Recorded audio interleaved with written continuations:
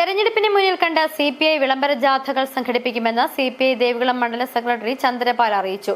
വരുന്ന 17, 18, 19 തീയതികളിലാണ് വട്ടവട, മൂന്നാർ, ദേവികുളം പഞ്ചായത്തുകളിൽ ജാഥകൾ സംഘടിപ്പിക്കുന്നത്.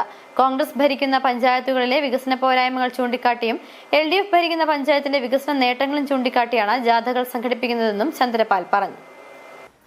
കോൺഗ്രസിന്റെ ഭരണസമിതിക്കെതിരെ കുറ്റപത്ര വിളംബര ജാഥ എന്ന പേരിലും ദേവികുളം ഗ്രാമപഞ്ചായത്തിൽ കഴിഞ്ഞ 5 വർഷക്കാലം ദേവികുളം ഗ്രാമപഞ്ചായത്തിൽ LDF ഭരണസമിതി ചെയ്ത വികസന നേട്ടങ്ങളെല്ലാം എണ്ണിപ്പറഞ്ഞുകൊണ്ട് വികസന സന്ദേശന വിളംബര ജാഥ എന്ന പേരിലുമാണ് ജാഥകൾ സംഘടിപ്പിക്കുന്നത്.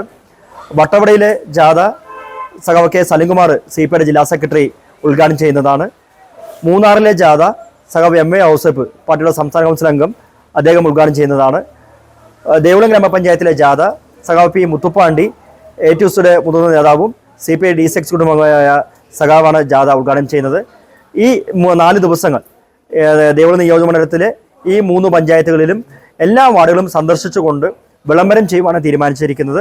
മൂന്നാർ ഗ്രാമപഞ്ചായത്തിലെ അഴിമതിയും സ്വജനപക്ഷപാതമെല്ലാം തുറന്നു കാണിച്ചുകൊണ്ടാണ് കുറ്റപത്രം വിളംബരം എന്ന രീതിയിലേക്ക് ഞങ്ങൾ ആ ജാഥ നടത്തിക്കൊണ്ടുവരുന്നത്.